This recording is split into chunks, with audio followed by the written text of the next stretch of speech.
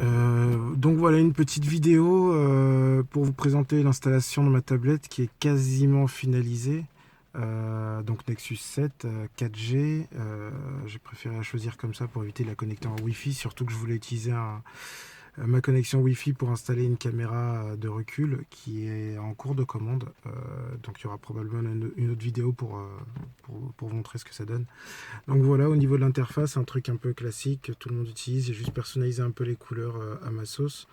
Voilà, après c'est une affaire de goût.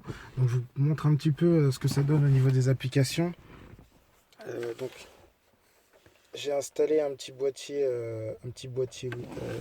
Bluetooth ELM, donc pour toutes les données. Juste pour information, j'ai un chargement sans fil, je suis en induction. Donc voilà, parce que j'ai pas réussi à faire entrer le câble, il n'y a pas suffisamment d'espace dans le boîtier. Et j'ai pas pu souder le câble USB non plus, donc du coup j'ai mis l'induction, ça chauffe un peu, à voir ce que ça va donner en jour de canicule.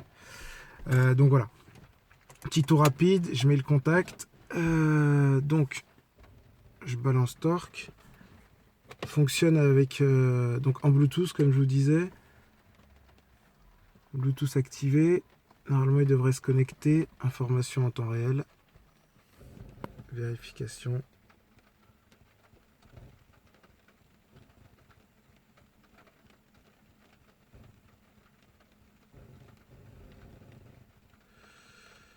Je vous avoue qu'habituellement c'est un petit peu plus rapide que ça, je comprends pas trop ce qui se passe. Peut-être que je mette le contact.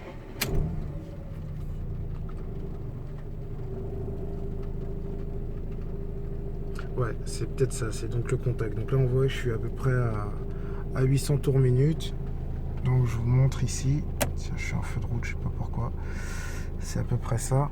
Donc je vais accélérer un peu. Voilà ce que ça donne. Ici, normalement, j'ai les litres par kilomètre. Je sais pas pourquoi ça fonctionne pas. Donc si quelqu'un sait, je suis preneur. Parfois ça fonctionne. Mais je suis pas sûr des données que ça affiche. C'est peut-être erroné, je sais pas. Donc si quelqu'un a des infos, je suis preneur. Donc voilà pour la partie torque. Je coupe le contact. Donc je reviens à l'accueil. La météo. Voilà. Rien de bien impressionnant. Hop, je retourne à l'accueil. La navigation, donc Waze, c'est ce que j'ai choisi. Hop, on va mettre un petit ici derrière. Le truc qui est sympa, c'est que j'ai ajouté un widget en haut pour pouvoir contrôler ma musique sans avoir à quitter l'application. Donc ça, je trouve ça plutôt pas mal. Désolé pour le focus. Hop. Donc voilà, et si les boutons sont un peu petits, j'ai activé dans les paramètres Android la fonction zoom. Donc en cliquant 3 fois sur l'écran, on peut zoomer sur une partie. Voilà. Donc Waze qui marche très bien, qui fonctionne donc avec les radars. Il y a une version qui est disponible sur le net. J'essaierai de vous mettre le lien dans le post si j'arrive à le retrouver. Donc voilà pour la navigation. Ensuite le Play Store, rien de particulier, mes mails, la musique. Alors petite astuce pour les clients SFR, vous avez droit à un extra dans les forfaits premium. Moi j'ai pris l'extra Napster, donc il me donne accès en illimité à quasiment une bonne quantité d'albums. Et donc on peut télécharger aussi la musique en local, ça évite de la télécharger en route et d'être coupé dans les zones où on capte pas.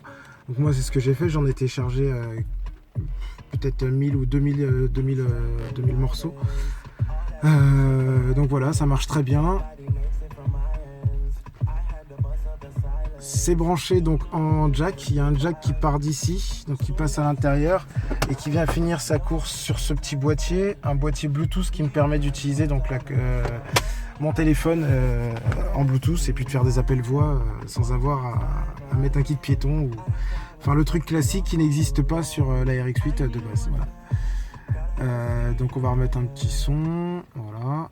Je retourne à l'accueil. Voilà pour la musique. La vidéo, je reviendrai après. Internet. Donc voilà quoi. Rien de spécial si ce n'est que j'ai internet dans ma voiture. Alors RX8 France. Hop.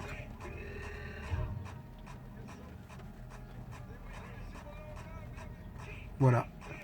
Et donc d'où le fait que j'ai choisi aussi une connexion 4G, parce que je voulais absolument pas avoir à faire le partage de connexion avec mon téléphone. Je veux que la voiture fonctionne en stand-alone, et donc je trouve ça plutôt pratique. Une interface sympa pour les applications. Donc c'est Nova Launcher, qui est plutôt sympa. J'ai installé pas mal d'applications, je vous en parlerai plus en détail dans le post. Mais en gros, il y a donc l'application pour faire en sorte que la tablette s'éteigne et se rallume en fonction de son inclinaison. Il y a une application pour éviter que l'écran se verrouille.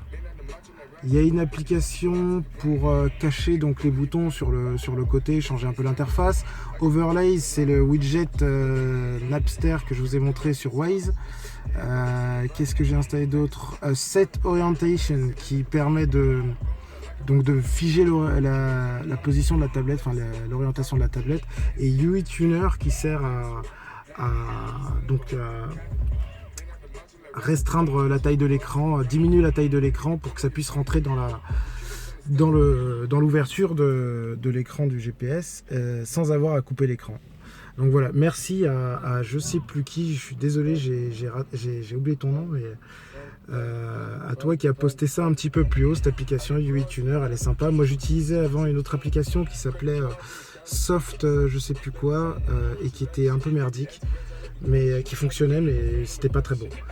Donc voilà, je vous ferai le tour de tout ça. Reste plus donc la caméra de recul. Une fois qu'elle arrive, je l'installerai, puis je vous ferai une petite vidéo pour vous montrer ce que ça donne. Avant de partir, je vous avais dit que je vous montrais la vidéo. En fait, c'est juste une application, l'application SFR TV. Donc oui, je suis client SFR, donc ouais, je profite un petit peu des avantages que mon forfait peut m'offrir. Et donc voilà, ça me permet de regarder la télé dans la voiture, à consommer avec modération quand même. J'ai cru comprendre que si on se faisait contrôler avec la télé en voiture, on pouvait prendre cher, donc à éviter au max. Hop. Alors, il a décidé de m'embêter là. La vidéo se passait très bien jusque là.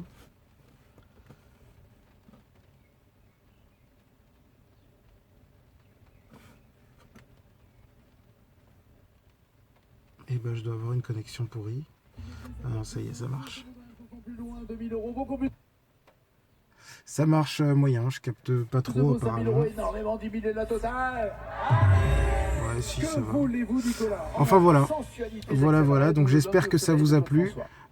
Si vous avez des questions sur des choses que j'aurais oublié de dire ou de noter dans le post, n'hésitez pas. Et puis merci à tous ceux qui m'ont un peu inspiré.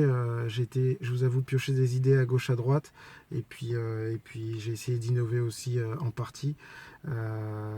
Donc n'hésitez pas si vous avez des questions, que ce soit sur le petit boîtier Bluetooth, que ce soit sur l'autre boîtier Bluetooth, mais cette fois ELM, sur la connectique que j'ai utilisée, ou sur d'autres choses, n'hésitez surtout pas. Voilà, c'est tout pour moi. Merci.